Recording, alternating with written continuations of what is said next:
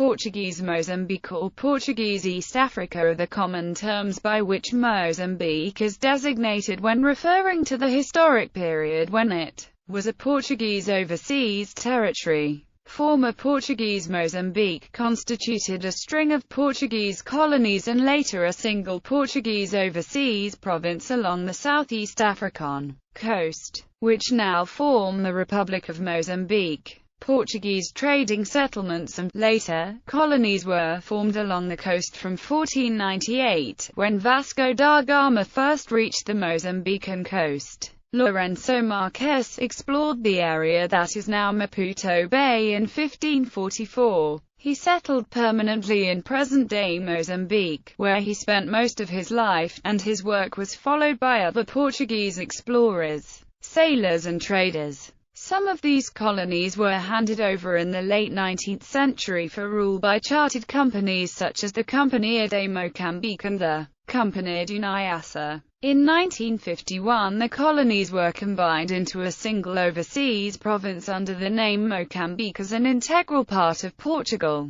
Most of the original colonies have given their names to the modern provinces of Mozambique. Mozambique, according to official policy, was not a colony at all but rather a part of the pluricontinental and multiracial nation of Portugal. Portugal sought in Mozambique, as it did in all its colonies, to Europeanize the local population and assimilate them into Portuguese culture. Lisbon also wanted to retain the colonies as trading partners and markets for its goods. African inhabitants of the colony were ultimately supposed to become full citizens with full political rights through a long development process. To that end, segregation in Mozambique was minimal compared to that in neighboring South Africa. However, paid forced labor, to which all Africans were liable if they failed to pay head taxes, was not abolished until the early 1960s. Designation. During its history, under Portuguese dominion, present-day Mozambique had the following formal designations: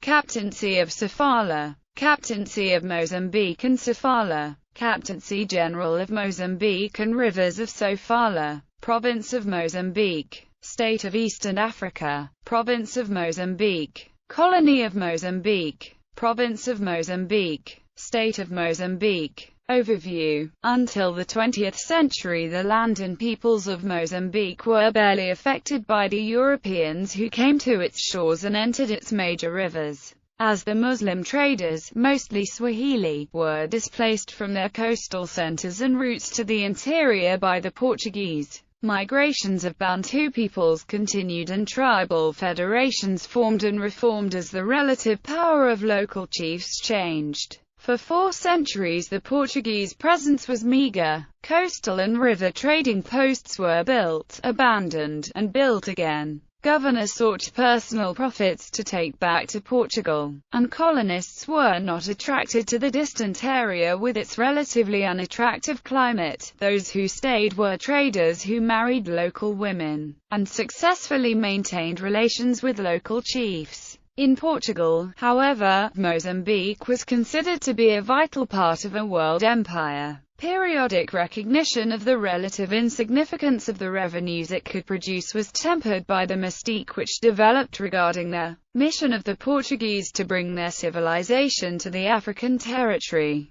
It was believed that through missionary activity and other direct contact between Africans and Europeans, the Africans could be taught to appreciate and participate in Portuguese culture. In the last decade of the 19th century and the first part of the 20th century, integration of Mozambique into the structure of the Portuguese nation was begun. After all of the area of the present province had been recognized by other European powers as belonging to Portugal, pacification of the tribes of the interior was completed and the traditional holders of political power were subordinated to the Portuguese. Civil administration was established throughout the area, the building of an infrastructure was begun, and agreements regarding the transit trade of Mozambique's landlocked neighbors to the west were made. Portugal never officially had a racist policy or sanctioned discrimination based on race. The historically determined position of the Portuguese as conquerors and governors of the Africans, however, resulted in barriers to the formation of this ideal. The fact that most Africans were not cultivated in the Portuguese sense,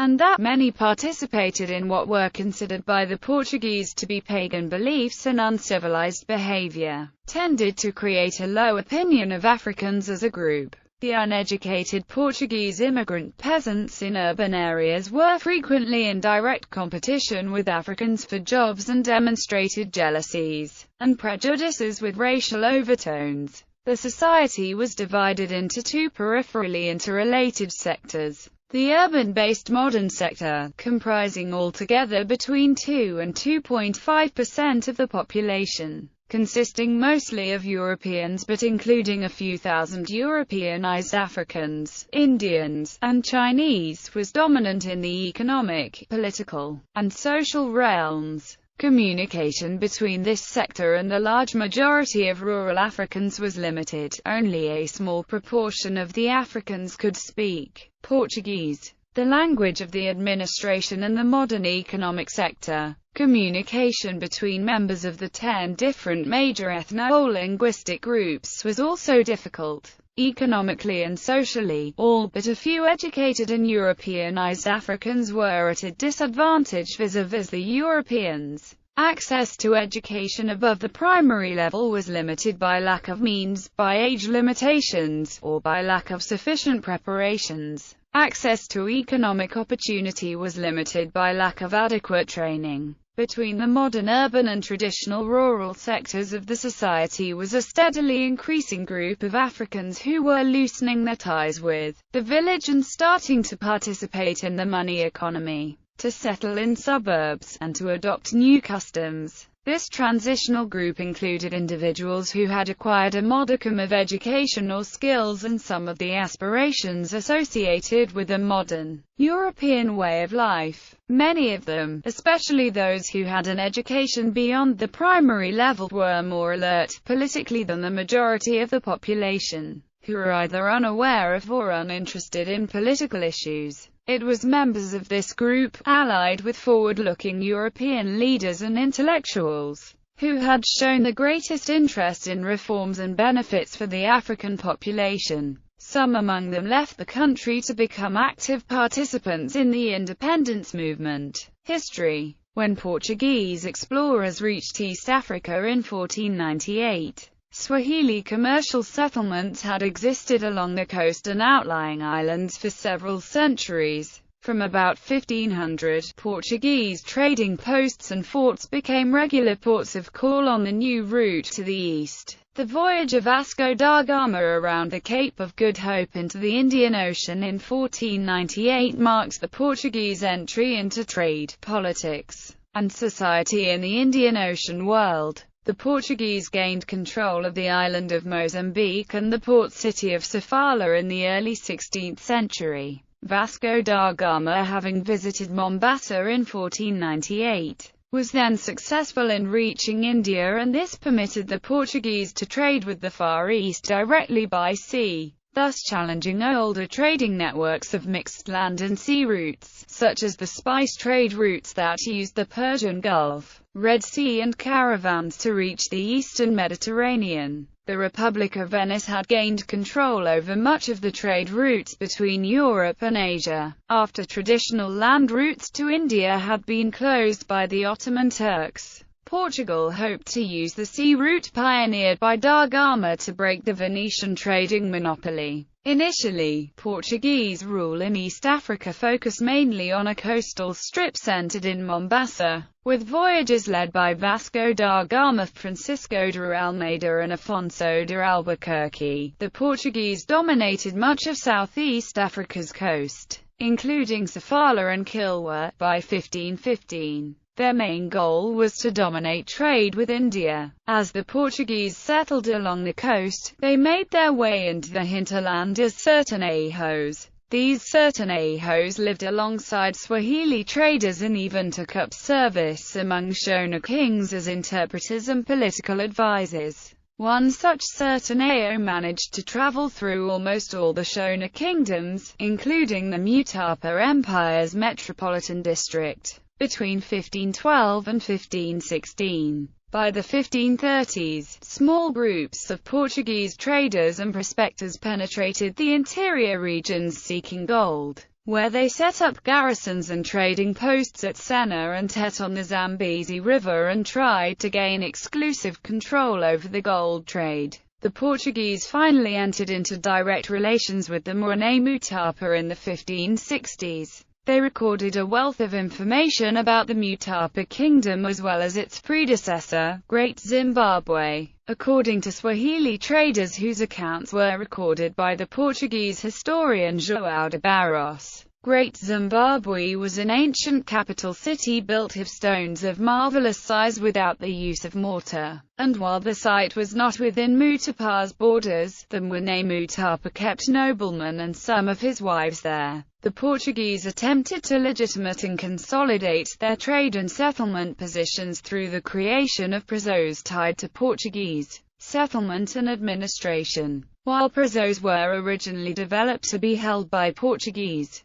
through intermarriage they became African Portuguese or African Indian centers defended by large African slave armies known as Chicandar. Historically, within Mozambique, there was slavery. Human beings were bought and sold by African tribal chiefs, Arab traders, and the Portuguese. Many Mozambican slaves were supplied by tribal chiefs who raided warring tribes and sold their captives to the prezeros. Although Portuguese influence gradually expanded, its power was limited and exercised through individual settlers and officials who were granted extensive autonomy. The Portuguese were able to wrest much of the coastal trade from Arabs between 1500 and 1700, but, with the Arab seizure of Portugal's key foothold at Fort Jesus on Mombasa Island in 1698, the pendulum began to swing in the other direction. During the 18th and 19th centuries, the Mazrua and Omani Arabs reclaimed much of the Indian Ocean trade, forcing the Portuguese to retreat south. Many prezos had declined by the mid-19th century, but several of them survived.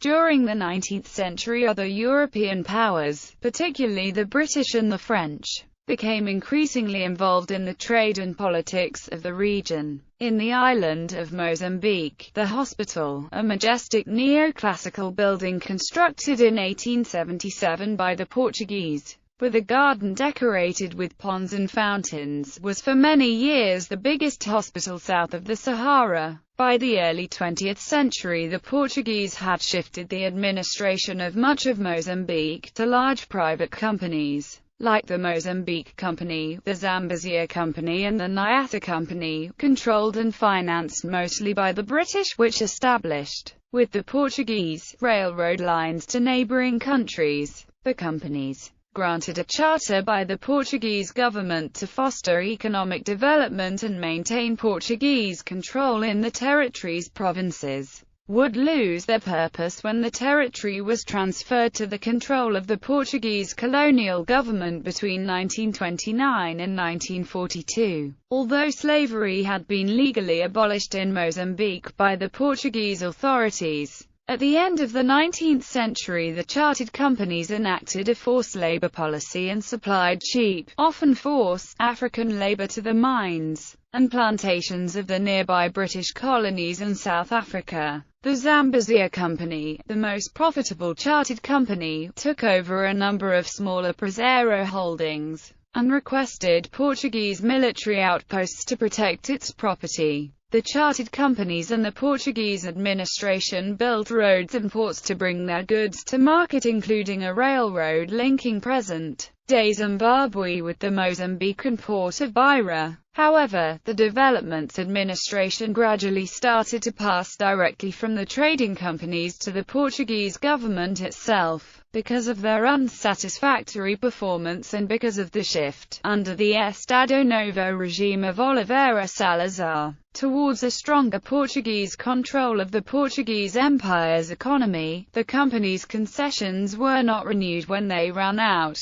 This was what happened in 1942 with the Mozambique Company, which however continued to operate in the agricultural and commercial sectors as a corporation, and had already happened in 1929 with the termination of the Nyassa Company's concession. In the 1950s, the Portuguese overseas colony was rebranded an overseas province of Portugal, and by the early 1970s it was officially upgraded to the status of Portuguese non-sovereign state, by which it would remain a Portuguese territory, but with a wider administrative autonomy. The Front for the Liberation of Mozambique initiated a guerrilla campaign against Portuguese rule in September 1964. This conflict, along with the two others already initiated in the other Portuguese colonies of Angola and Guinea, became part of the so-called Portuguese colonial war. From a military standpoint, the Portuguese regular army held the upper hand during all of the conflicts against the independentist guerrilla forces, which created favorable conditions for social development and economic growth until the end of the conflict in 1974. After 10 years of sporadic warfare and after Portugal's return to democracy through a leftist military coup in Lisbon which replaced Portugal's Estado Novo regime in favor of a military junta, FRELIMO took control of the territory.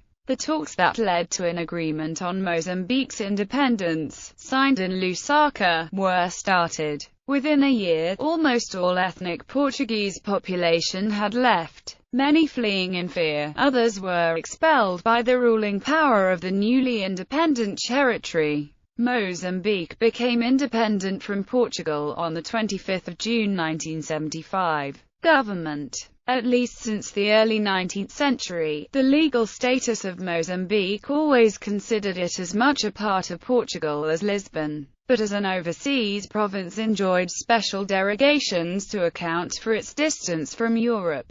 From 1837, the highest government official in the province of Mozambique has always been the Governor-General, who reported directly to the government in Lisbon, usually through the Minister of the Overseas. During some periods in the late 19th and the early 20th century, the Governors-General of Mozambique received the status of Royal Commissioners or of High Commissioners, which gave them extended executive and legislative powers, equivalent to those of a government minister. In the 20th century, the province was also subject to the authoritarian Estado Novo regime that ruled Portugal from 1933 to 1974, until the military coup at Lisbon, known as the Carnation Revolution. Most members of the government of Mozambique were from Portugal, but a few were Africans. Nearly all members of the bureaucracy were from Portugal, as most Africans did not have the necessary qualifications to obtain positions. The government of Mozambique, as it was in Portugal, was highly centralized. Power was concentrated in the executive branch, and all elections where they occurred were carried out using indirect methods. From the Prime Minister's office in Lisbon, authority extended down to the most remote posts and regadorias of Mozambique through a rigid chain of command. The authority of the government of Mozambique was residual, primarily limited to implementing policies already decided in Europe. In 1967, Mozambique also sent 7 delegates to the National Assembly in Lisbon. The highest official in the province was the Governor-General, appointed by the Portuguese cabinet on recommendation of the overseas minister. The Governor-General had both executive and legislative authority. A government council advised the Governor-General in the running of the province. The functional cabinet consisted of 5 secretaries appointed by the overseas minister on the advice of the governor. A legislative council had limited powers and its main activity was approving the provincial budget.